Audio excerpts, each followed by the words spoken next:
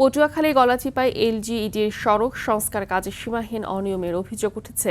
ঠিকাদারের বিরুদ্ধে স্থানীয়দের দাবি, নিয়ম নীতিকে বৃদ্ধাঙ্গুলি দেখিয়ে ব্যবহার করা হচ্ছে নিম্নমানের নির্মাণ সামগ্রী, লোপাট করা হচ্ছে প্রকল্পের অর্থ, অথচ সব দেখেও না দেখার ভান করছে সংশ্লিষ্ট কর্তৃপক্ষ।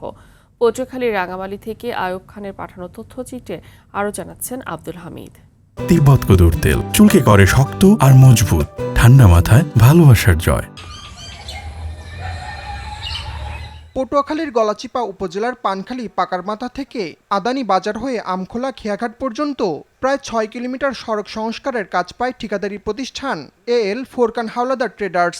এতে ব্যয় ধরা হয় ২,১৬,০০,০০০ টাকা। তবে অভিযোগ উঠেছে সড়ক সংস্কারে ব্যবহার করা হচ্ছে নিম্নমানের ইট ও পুরনো ইটের খোয়া। এতে সামান্য খোঁচাতেই উঠে যাচ্ছে পিচ। কাজের মান নিয়ে ক্ষোভ জানিয়েছেন এলাকাবাসী ও জনপ্রতিনিধিরা। কাজ নিয়েছে তারা চন্ডালের লোক, তারা কাজ এই রাস্তা দিয়ে চলে, সবাই এই রাস্তা দিয়ে চলে, কিন্তু তারা করছে কি আর ভিটামিন রাত্রিতে সব ভিটামিন উঠে গেছে, এর মধ্যে ঢালাই দিয়ে গেছে। এটা কি জনগণের দেখতে আসে না?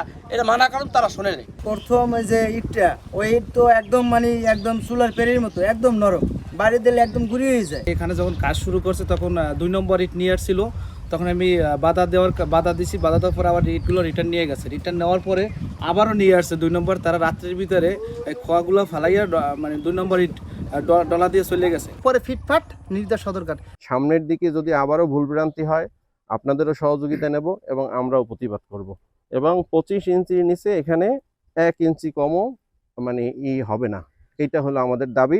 এ বিষয়ে ক্যামেরার সামনে কথা বলতে রাজি হননি ঠিকাদার। বিষয়টির তদন্ত চলছে জানিয়ে উপজেলা নির্বাহী প্রকৌশলী জানান, অনিয়মের প্রমাণ মিললে দায়ীদের ছাড় দেওয়া হবে না। যখনই কোনো অনিয়ম আসে আমি কিন্তু নিজে ওইখানে গিয়ে চেষ্টা করি কাজের কোয়ালিটি বজায় রাখতে। তারপরে বিভিন্ন পারিপার্শ্বিকতা কারণে হয়তো বা কিছু ত্রুটি থেকে যায়। আমাদের জানার বাহিরেও যদি কোনো সমস্যা থাকে আমাদের জানালে আমরা তৎক্ষণাৎ এটা ব্যবস্থা নিয়ে মেরামত করার ব্যবস্থা করব। কাজের গুণগত মান যাচাইয়ে নিরপেক্ষ তদন্ত এবং যথাযথ ব্যবস্থা গ্রহণের দাবি স্থানীয়দের। আব্দুল হামিদ, RTV।